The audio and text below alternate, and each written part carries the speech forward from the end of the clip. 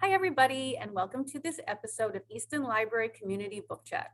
Hope everybody's doing well, and I'm really excited to talk to today's guest. Today we have Easton resident Vivian Hardison. Hi, Vivian. Hello, Easton, and hello, Christine. How are you? Very well, thanks. Good. So Vivian is a busy woman. So Vivian serves on the Easton Board of Ethics.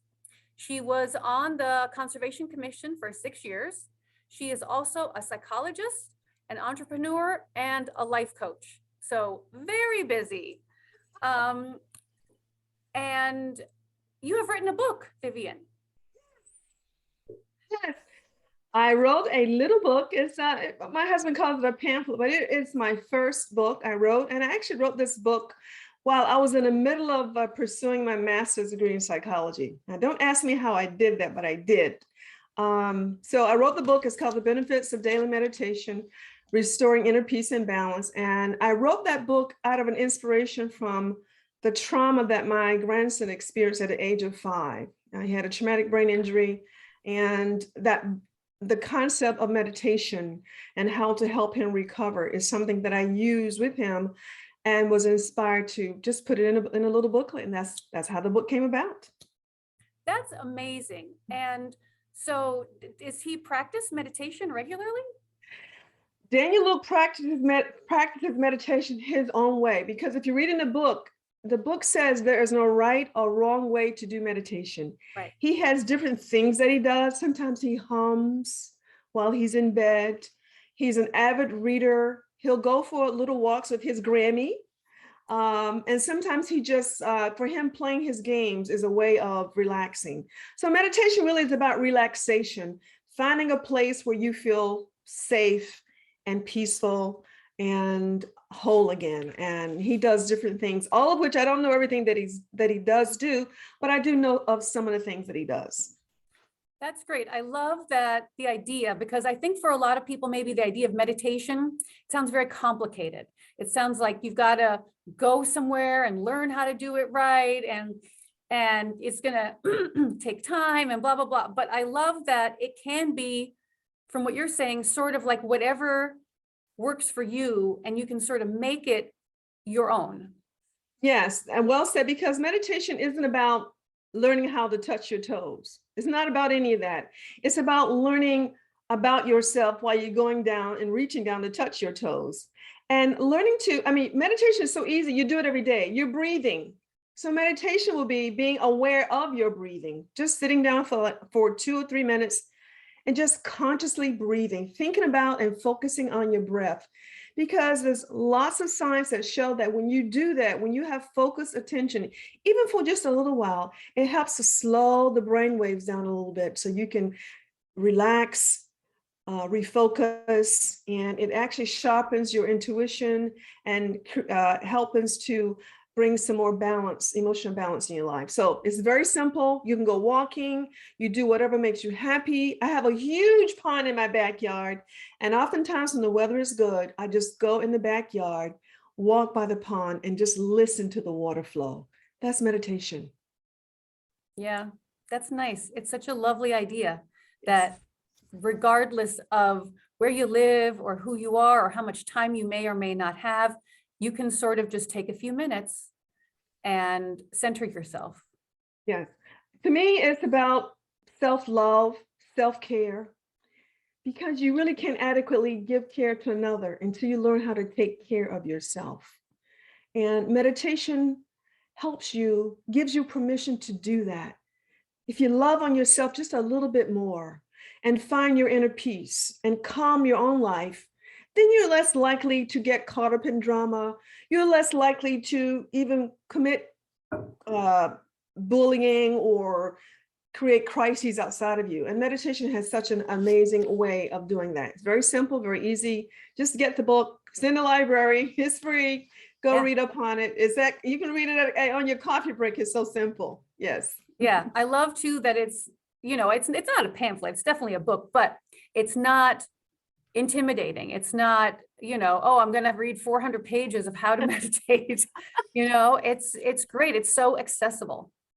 It's accessible and it's simple and it's easy to do. and it helps you to get unstuck from life. So I would just tell people, just do what makes you happy. Something as simple as taking time to just go pet your cat.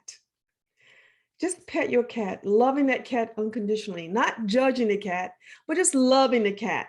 So, and that's meditation. It's whatever you need to do to find your center, to find your space, to find what I call that happy spot.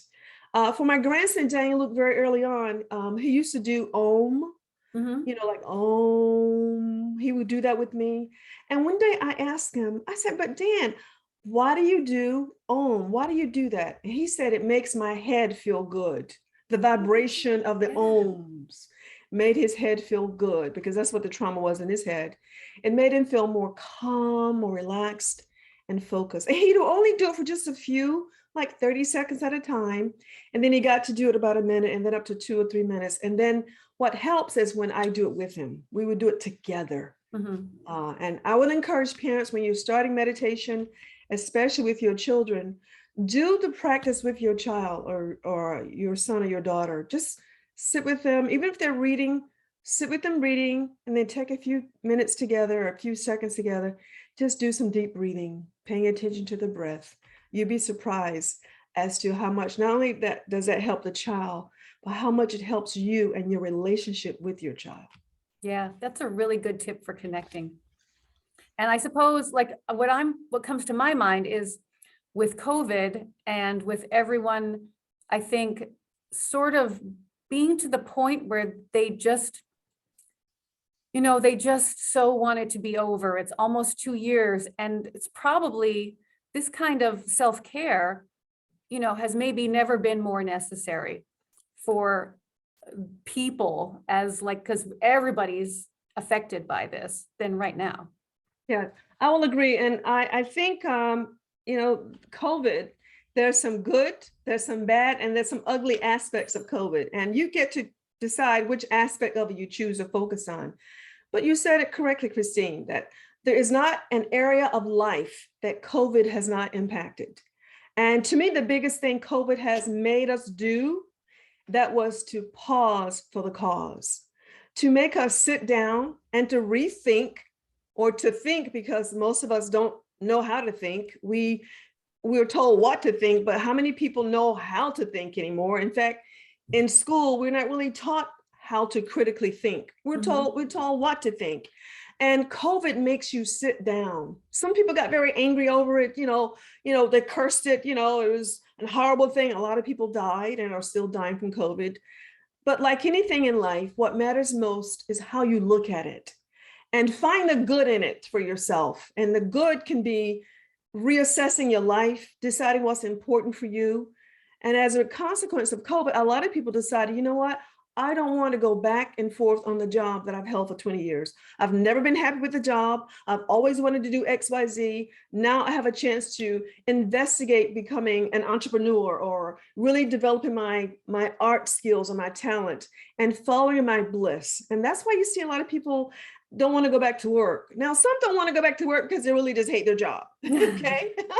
And that does happen. But I think COVID gives you an opportunity to sit down, to reassess, to reevaluate, and to decide at the end of the day, what is really most important to you. And I promise you, it's probably your family and your life and lifestyle, whether you're healthy, whether you have a roof over your head and food on the table, and that you can pay your bills at the end of the day. That's really, really what matters at the end of the day. Yeah, I'm with you 100%. I think some of the connections that we've been forced into because of COVID have been really like an eye opener and kind of a nice way to get to know people in a different way.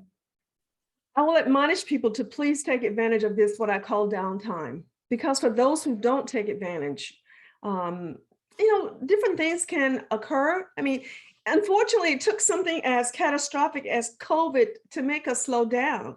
Yeah. But if we would just have a daily practice of just slowing down for just a New York minute, okay? Just a few minutes, you're going to find over time that your life and quality of your life and your well-being will be restored little bit by little bit, so that you can get away from this place of scarcity or not enoughness and find a place of creativity and go out and create the opportunities that you want for yourself versus waiting for somebody to hand them to you on a silver platter. So again, there's some good, there's some bad, there's some ugly of COVID, but look for the good because there is good in everything. Yeah, I love that. Like just the idea of what you just said there, being good in everything, it really is just such a nice uplifting thought and a great way to like sort of set you off on your day. Yes, yes. I make sure I do that every day. Sometimes I get up, I have to get up early because I have dogs to walk my dogs. They make me get up early whether I want to or not. And I get up and take care of them. And then I go, while I'm walking with them, oftentimes it is a little bit of a meditation. But I will come back and find some quiet time, some me time for Vivian to love on me, to appreciate life and that I am alive and breathing before I really get my day going. And I would encourage people to do the same. Yeah, me too, man. I think it is such a great thing. And I hope that people come in and they check out your beautiful little book. And it is called The Benefit of Daily Meditation. And then there's a subtitle, Restoring Inner Peace and Balance by Vivian Hardison. And it's just so wonderful. And it's here at the library. We have it in our local authors section, so you can check it out or pick it up for curbside pickup, either way.